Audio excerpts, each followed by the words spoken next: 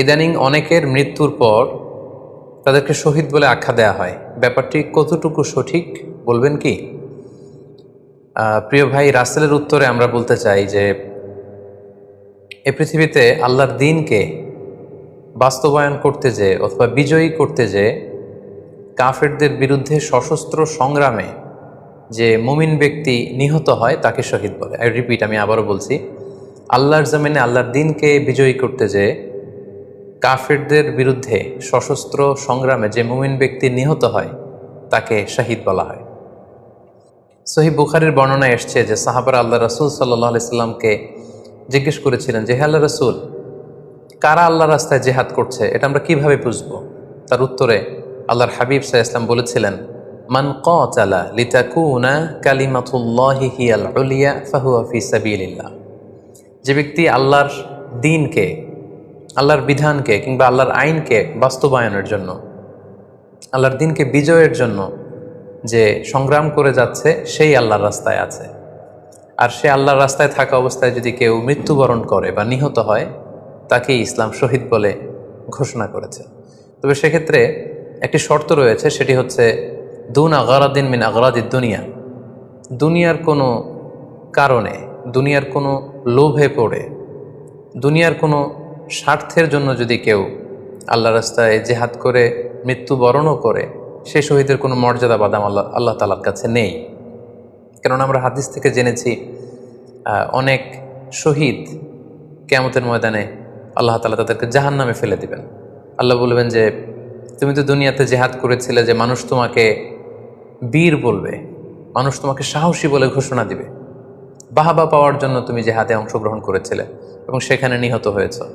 তো তুমি নিহত হওয়ার পরে মানুষ তো তোমাকে বীর বলেছে, বাহাবা দিয়েছে, সাবাস বলেছে, যে কারণে তুমি এই জেহাদে অংশগ্রহণ করেছো সেটা দুনিয়াতেই তুমি পেয়েছো। তো আমার কাছে তুমি কি চাও? আমার কাছে তোমার জন্য কিছু নেই। Go to the hell fire, জাহান্নামে যাও। তাকে আল্লাহ তাআলা উপর করে জাহান্নামে নিক্ষেপ করবেন। তো এজন্য শর্ত হচ্ছে যে দুনিয়ার কোনো স্বার্থে নয়, শুধুমাত্র কেবলমাত্র আল্লাহর দ্বীনকে আল্লাহর জমিনে বিজয়ী করার জন্য যদি কেউ সশস্ত্র সংগ্রামে নিহত হয় তাদেরকে শহীদ বলা হয়। এখন প্রশ্ন হচ্ছে, যারা কাফেরদের বিরুদ্ধে জেহাদ করতে যেয়ে যুদ্ধে নিহত হলো তারা শহীদ, তারা ছাড়া কি আর কেউ শহীদ হতে পারবে না? এ প্রসঙ্গে আমরা বলবো যে বেসিকলি ইসলামী শরিয়াতে শহীদ দুই ধরনের। ইবনু হাজার আল আসকালানি উনিও শাহাদাতের প্রকারভেদ করতে যেয়ে বলেছেন যে শহীদ দুই প্রকার। একটা হচ্ছে শাহিদুদ দুনিয়া ওয়াল আখিরা, যেটা আমরা বলেছি যারা আল্লাহর রাস্তায় নিহত হয়েছে তারা।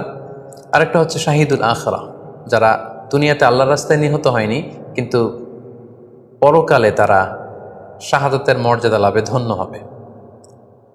প্রথম প্রকার হচ্ছে শাহিদুদ দুনিয়া ওয়াল আখিরা, যেটাকে আমরা বলি শাহাদাতে হাকিকি, মানে প্রকৃত শহীদ। এরাই হচ্ছে মূলত শহীদ। এদেরকে আল্লাহ তাআলা মৃত বলতে নিষেধ করেছেন। আল্লাহ তাআলা বলেছেন, ওয়ালা তাকুলু লিমান ইউকতালু ফি সাবিলিল্লাহি আমওয়াত বাল আহইয়া ওয়ালাকিন লা তাশউরুন। যারা আল্লাহর রাস্তায় জীবন দিয়ে নিহত হয়েছে তাদেরকে তোমরা মৃত বলো না, বরং তারা জীবিত। অন্য এক আয়াতে এসেছে, বাল আহিয়াউন ইনদা রাব্বিহিম ইউরযাকুন, তারা জীবিত এবং আল্লাহর কাছে তারা রিজিক প্রাপ্ত, আল্লাহ তাআলার পক্ষ থেকে তারা রিজিক প্রাপ্ত। তাদের মর্যাদা আল্লাহ তাআলার কাছে এত বেশি যে তাদেরকে নিহত হওয়ার পরে কোনো জানাজার আগে গোসল দিতে হয় না। তাদের রক্তাক্ত দেহটাকেই সরাসরি জানাজার পরে দাফন করে দিতে হয়, কেননা সেই ঝরঝরে রক্ত নিয়ে তারা সেদিন কিয়ামতের দিবসে আল্লাহ তাআলার দরবারে তারা হাজির হয়ে যাবে।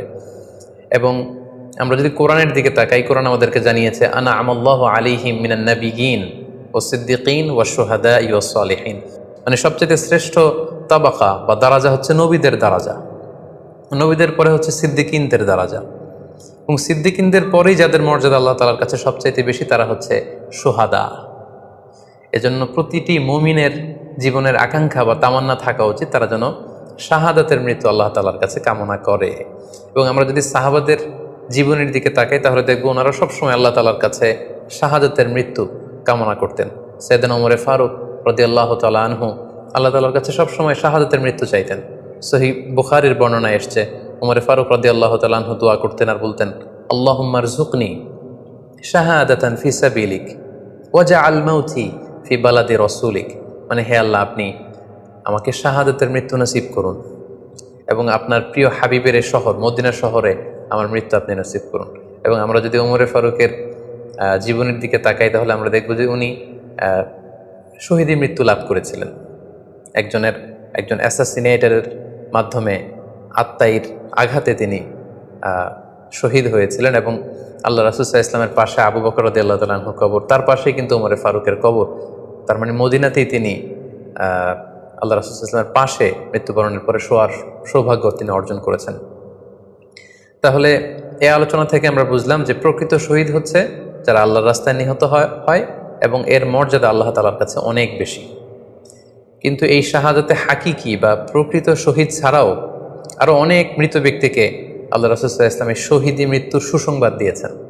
তারা জেহাদে অংশগ্রহণ করেনি, তারা কাফিরদের আঘাতে নিহত হয়নি, তারা প্রকৃত শহীদ নয়, কিন্তু কিয়ামতের দিন তারা শাহাদাতের মর্যাদা লাভ করবে। তারা কারা? এ ব্যাপারে আমরা সহিহ মুসলিমের একটি হাদিস এখানে উল্লেখ করতে চাই, যেখানে আল্লাহ রাসূল সাল্লাল্লাহু আলাইহি ওয়াসাল্লাম সাহাবাদেরকে জিজ্ঞেস করেছেন, মা তা'উদ্দুনা শাহিদা ফীকুম, ওহে সাহাবারা তোমরা কাদেরকে শহীদ বলে মনে করো? সাহাবারা বললেন, যারা আল্লাহর রাস্তায় নিহত হয় তারা শহীদ। তখন আল্লাহ রাসূল সাল্লাল্লাহু আলাইহি ওয়াসাল্লাম বললেন, ইন্না শুহাদা উম্মতি ইদান লাকালিল, এরকম হলে তো আমার উম্মতের মধ্যে শহীদদের সংখ্যা একেবারে কম। যারা জেহাদের সুযোগ পাবে না, জেহাদের ময়দানে কাফিরদের বিরুদ্ধে সশস্ত্র সংগ্রাম করে যারা নিহত হওয়ার সুযোগ পাবে না, তাহলে তো তারা শহীদ হতে পারবে না। সাহাবারা এই কথা শুনে বললেন, ইয়া রাসূলুল্লাহ, তাহলে কারা শহীদ আপনি বলেন।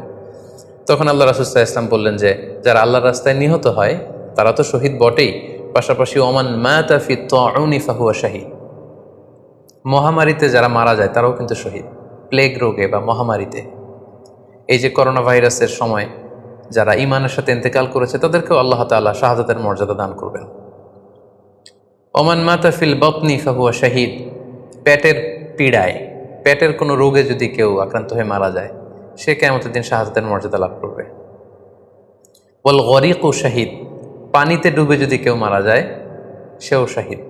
এভাবে অন্যান্য আরও অনেক হাদিসে, কোনো হাদিসে 5 জন, কোনো হাদিসে 7 জন, কোনো হাদিসে আরও বেশি, এভাবে আরও অনেক ব্যক্তিকে আল্লাহ রাসূল সাল্লাল্লাহু আলাইহি ওয়াসাল্লাম শাহাদাতের মর্যাদা লাভে তারা কিয়ামতের দিন ধন্য হবে এই মর্মে তিনি আমাদেরকে জানিয়েছেন।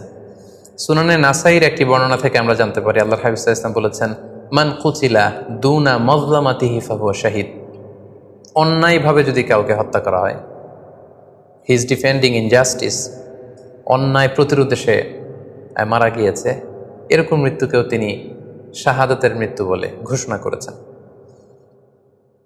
সুনানে তিরমিজির আরেকটি বর্ণনায় আল্লাহ রাসূল সাল্লাল্লাহু আলাইহি ওয়াসাল্লাম আরও কিছু ব্যক্তিকে শহীদ বলে ঘোষণা করেছেন। যেমন তিনি বলেছেন, মান কুতিলা দুনা দীনিহি ফাহুয়া শাহীদ, কেউ তার দিনকে হেফাজত করতে যেয়ে যদি মৃত্যুবরণ করে সে শহীদ। ওমান কুতিলা দুনা দামিহি ফাহুয়া শাহীদ, নিজের রক্ত বাঁচাতে যেয়ে যদি কেউ মৃত্যুবরণ করে শহীদ। তার সম্পদ বাঁচাতে যেয়ে যদি মৃত্যুবরণ করে সে শহীদ। তার ফ্যামিলিকে সেভ করতে যেয়ে কেউ যদি মৃত্যুবরণ করে সেও শহীদ। তার সম্মান, ইজ্জত, তার স্ট্যাটাসকে বাঁচাতে যেয়ে যদি কেউ মৃত্যুবরণ করে সেও শহীদ। আরেক বর্ণনায় আমরা জানতে পারছি, আল্লাহ রাসূল সাল্লাল্লাহু আলাইহি ওয়াসাল্লাম বলেছেন, ওয়াসাহিবুল হাদমি ফাহুয়া শাহীদ, অর্থাৎ ধ্বংসস্তূপের নিচে চাপা পড়ে যদি কেউ মারা যায় বা কোনো দেয়ালের নিচে চাপা পড়ে যদি কেউ মারা যায় সে শহীদ। ওয়াসাহিবু যাতিল জানবি শাহীদ, অর্থাৎ ফুসফুসের কোনো রোগে, লেটসে লাং ক্যান্সারে যদি কেউ মারা যায়, ফুসফুসের কোনো ভয়ানক রোগে যদি কেউ মারা যায় সে শাহীদ, শহীদের মর্যাদা পাবে। আল হারিকু শাহীদ, আগুনে পুড়ে যদি কেউ মারা যায় সেও শহীদ।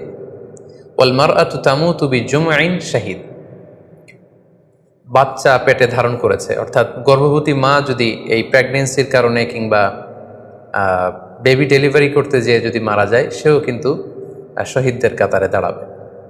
এভাবে আমরা বিভিন্ন হাদিসের আলোকে এবং আল্লাহ রাসূল সাল্লাল্লাহু আলাইহি ওয়াসাল্লামের সুসংবাদ বাণীর আলোকে আমরা বুঝতে পারি যে আল্লাহর রাস্তায় যারা জেহাদ করে আল্লাহর দ্বীনকে বিজয়ী করতে যে মৃত্যুবরণ করেছে তারা হচ্ছে প্রকৃত শহীদ। তাদের মর্যাদা আল্লাহ তাআলার দরবারে অনেক অনেক বেশি। কিন্তু এই শহীদ ছাড়াও আরও অনেক ধরনের মৃত্যুকে আল্লাহর হাবিব সাল্লাল্লাহু আলাইহি ওয়াসাল্লাম শাহাদাতের মৃত্যুর সাথে ঘোষণা করেছেন। সো যারা জেহাদে মারা গেল তারাই শহীদ, বাকিদেরকে শহীদ বলা যাবে না, এই কথাটি ঠিক নয়। বরং আল্লাহ রাসূল সাল্লাল্লাহু আলাইহি ওয়াসাল্লাম নিজেই চেয়েছেন, তিনি বলেছেন যে তোমরা যদি শুধু এই এক শ্রেণীকে শহীদ বলো তাহলে তো আমার উম্মতের মধ্যে শহীদের সংখ্যা একেবারে কম। আর আমি চাই আমার উম্মতের মধ্যে থেকে অনেক সংখ্যক লোক এই শাহাদাতের দারাজা, এই মর্তবা, এই মর্যাদা লাভ করে ধন্য হোক। তাই আমরা যে কেউ একটি বর্ণনার কথা বললাম, এছাড়াও আরও অনেকগুলো বর্ণনা আছে।